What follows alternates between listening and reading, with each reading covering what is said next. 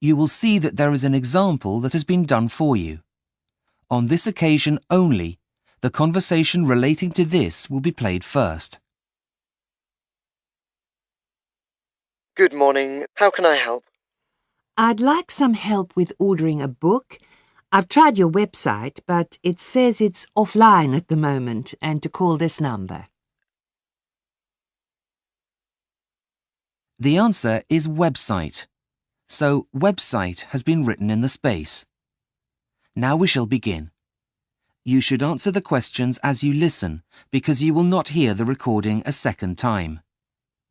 Listen carefully and answer questions 1 to 6. Good morning. How can I help? I'd like some help with ordering a book. I've tried your website, but it says it's offline at the moment and to call this number. Oh, yes. I do apologise. We've been having some problems with it, but I can take the order over the phone if you like. That would be great. It's a gift, you see. Can I take your name, please? Yes, of course. It's Zara Freeman. Is that Zara with an S or a Z? With a Z. Z-A-R-A. Just writing that down. Right. What was the title of the book you'd like me to order? I think it's called Future Words. No, hang on. Sorry. That's Future Worlds. Okay, just typing that in. I can't seem to find it. Do you know the name of the author? I'll do a search. Yes, it's by a man called Richard Watson. Watson, as in W-A-T-S-O-N. Yes, that's right. Oh, yes, here it is. It's only just been released. It's a self-help book, is that right? Yes. Now, it costs £12.99. Yep, that's fine. OK. How would you like to pay? Is a debit card okay? No, sorry. We only accept credit cards. Oh, dear. Just let me check to see if I have it with me. Oh, yes, here it is. Can you read me the long... Before you hear the rest of the conversation, you have some time to look at questions 7 to 10.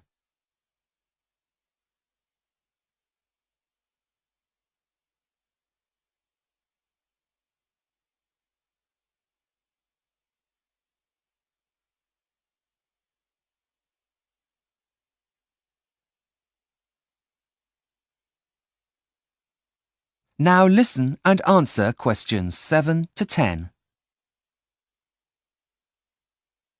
Right, almost done. Now I just need the delivery details. Right, I've got my friend's address here.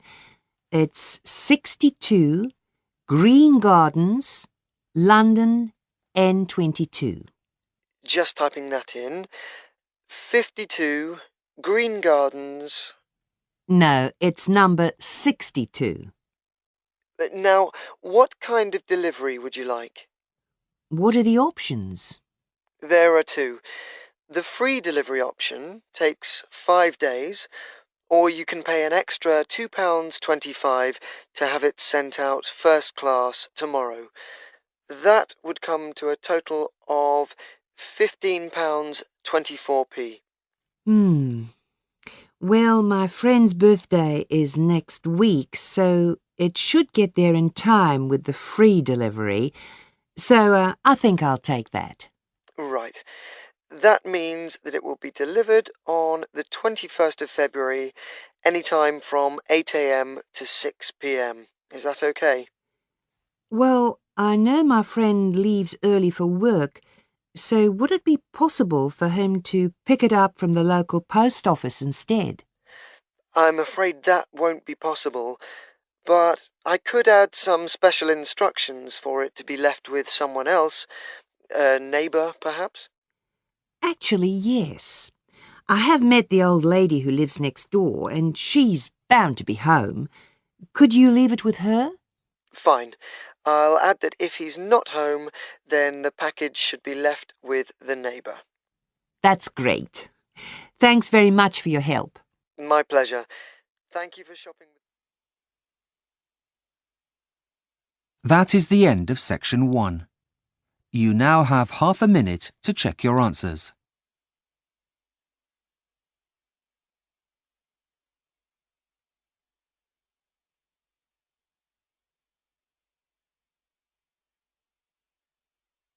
Now listen and answer questions 11 to 16. Welcome to the Homes of the Future online website. I will be your virtual guide around the homes you could soon be living in. Let's begin our tour in the bedroom. Firstly, the bed is programmed to gently rock you awake in the mornings. There'll be no more rude awakenings by an alarm clock, and it will also know what time you need to wake up, as it will get that information directly from your personal digital assistant, that is, your PDA, which will be inserted into you. Let's move to the wardrobe. Those are your musical shoes that generate music while you walk. The music will change according to how fast you're walking. Calm music for a relaxing stroll and faster beats for when you're in a hurry. You'll feel like you're walking on air. What's more, your clothes are also intelligent. They sense how you're feeling and then change colour. The fabric that they're made of also converts your body heat into a low-voltage electricity generator for some of the gadgets that are now inside you, like your PDA, for example. Moving on to the bathroom. So, after waking up, you need a shower. There's no need to turn on any taps as the house will know exactly what temperature you like the water in the mornings, though you'll still have to wash yourself. From the bathroom, we move into the kitchen. Now, we've all had that horrible feeling when you can't find your keys just as you're about to go out. Well, in the home of the future, you wouldn't need to panic. All you need to do is an internet search. All items are now programmed with a tracking device so that they will light up and signal to you where they are. Just in case the object is upstairs, the house will project its position on your fridge. Speaking of your fridge, this is now as intelligent as your clothes. Not only does it keep a record of when you're running low on everyday essentials, like milk, but it emails your local grocery store, which will deliver them for you. It can also help with planning meals if you have friends over for dinner, by moving the chicken from the freezer so that it'll thaw in time. Before you hear the rest of the tour, you have some time to look at questions 17 to 20. Now listen and answer questions 17 to 20. Lastly, here we are in the living area, which you'll be pleased to hear is still the heart of the family home. Let's enter the room. Now, to the left of the entrance is the main seating area, with a sofa, and directly opposite the entrance is an armchair. The sofa backs onto the wall, and the armchair faces to the left, across the coffee table, to a blank wall. So, where is the TV, I hear you ask? Well, this entire wall is the television. The whole thing is a plasma screen designed to show your TV, surf the internet, or, when it's not in use, it displays anything you want it to, from family pictures to famous works of art. On the opposite wall to the sofa is a fireplace, which still has a real fire. Nothing beats that now, does it? But the rug in front of the fire now also monitors the temperature and either opens or closes the chimney so as not to overheat the room.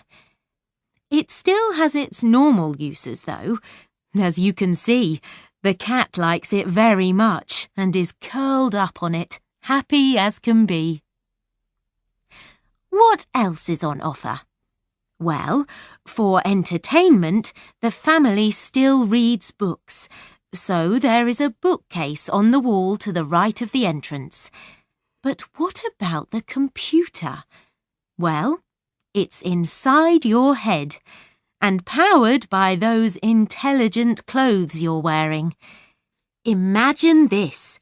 As you're sitting relaxing on the armchair, you'll be able to reach out and put your hot drink on the coffee table in front of the armchair. You suddenly remember that you need to send work an email. That same coffee table, holding your cup, is also a touch-sensitive keyboard for you to type your email and then click send. All you need to do to activate it is say email, and the image of a keyboard will appear. Well, I hope you've enjoyed your tour around the home of the future and that you'll come visit again soon. Bye-bye.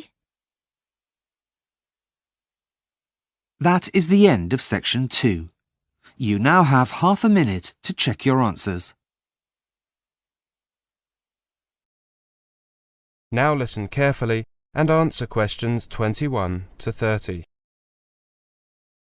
Good morning, Clara. Take a seat.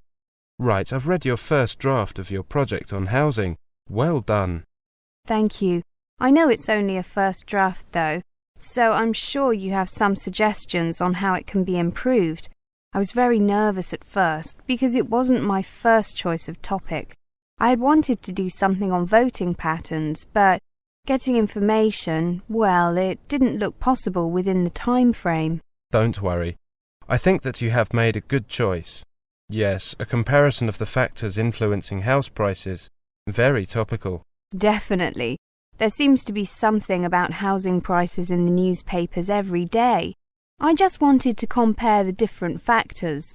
You know, location, the proximity of facilities such as schools. As I said, a good choice of topic. Now, the first part is very well done. You clearly introduce what you are going to look at, why and how. Do you think that I have covered enough points there? I think so. Did you have anything else in mind? You know, something else you'd like to cover? Well, a friend suggested that I might include crime rates. Actually, that's a very good idea. You might consider it. It is something that many people take into account, consciously or otherwise.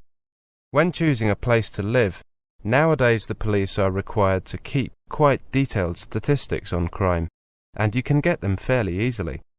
I mean, it's easy enough to ask for them, but it might take a while for the police to get them to you.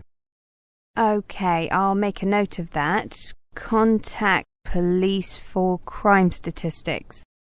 Now, I have to say that I found the middle part more difficult to get through.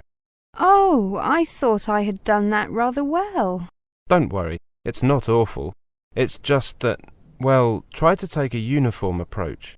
Use one for each criteria people use when choosing housing. That way you're comparing like with like rather than different things. I see. So I should stick with one as far as possible. Yes, that does seem logical. So I don't really need to get more data or write much more. Instead, I need to change. I've got it.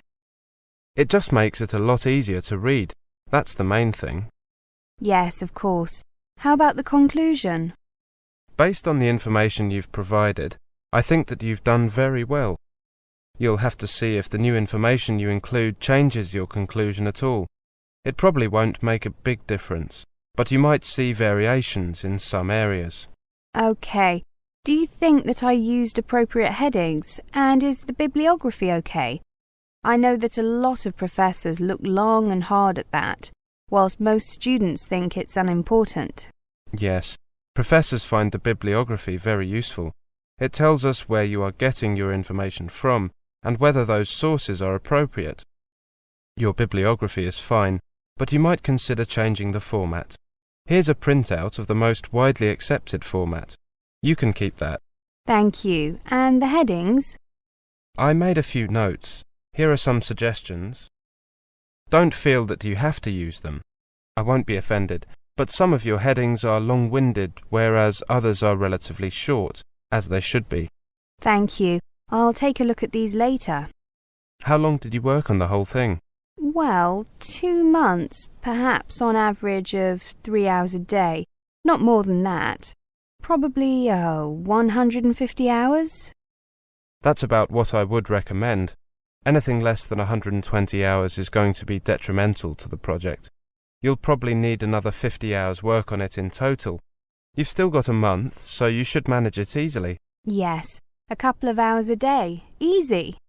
I'd suggest that you come back to see me in, about, let's say, 3 weeks' time.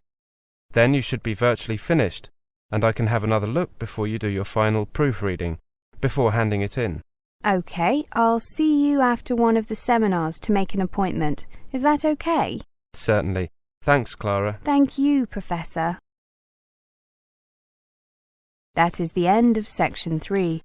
You now have half a minute to check your answers. Now turn to Section 4. Section 4. You will hear a presentation on scholarship and funding. First, you have some time to look at questions 31 to 40.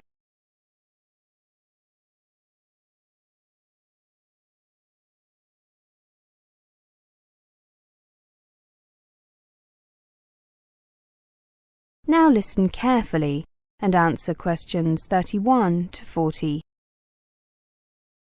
Welcome to this presentation on scholarships and funding. If you are hoping for help with funding your studies in the UK, you need to get working on this as soon as you can. It is almost impossible to make arrangements for financial support once you have left your own country. Start by inquiring with your own Ministry of Education or Department of Education. Your local British Council office can provide details of awards available, including those offered by UK institutions themselves. You'll also find information and a scholarships database on their website.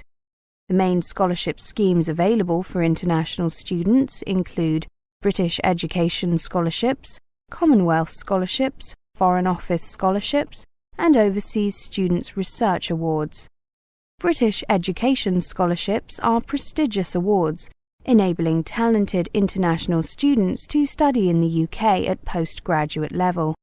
Only students studying for at least one academic year are eligible. About 2,000 new scholarships are currently awarded each year, and there are plans to expand the programme further. There are 3 types of scholarship.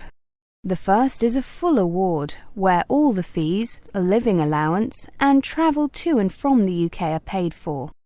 Then there is a fees-only award, where all or part of the fees are paid.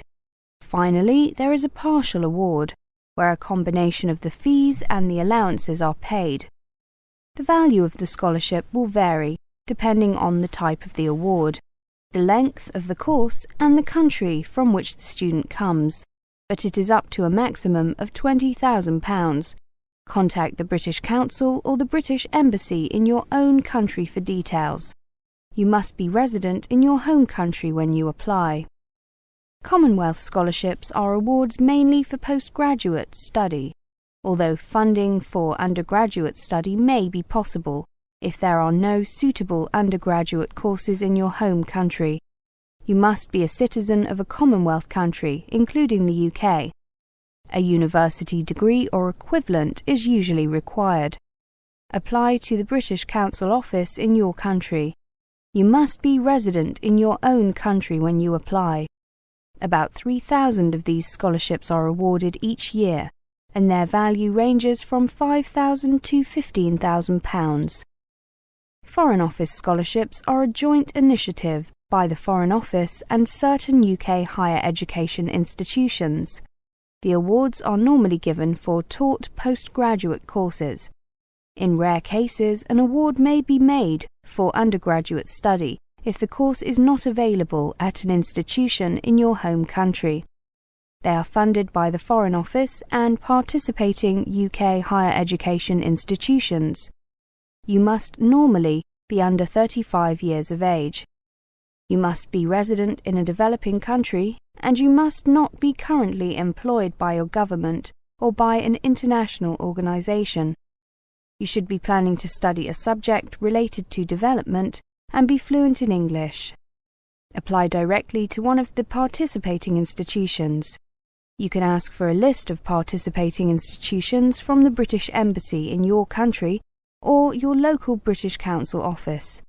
Only about 500 of these awards are made each year, and their value ranges from £7,000 to £12,000. Overseas Students' Research Awards are awards for full-time postgraduate study for a period of 1 year. They make up the difference between home and overseas students' fees. They are funded by the Ministry of Education.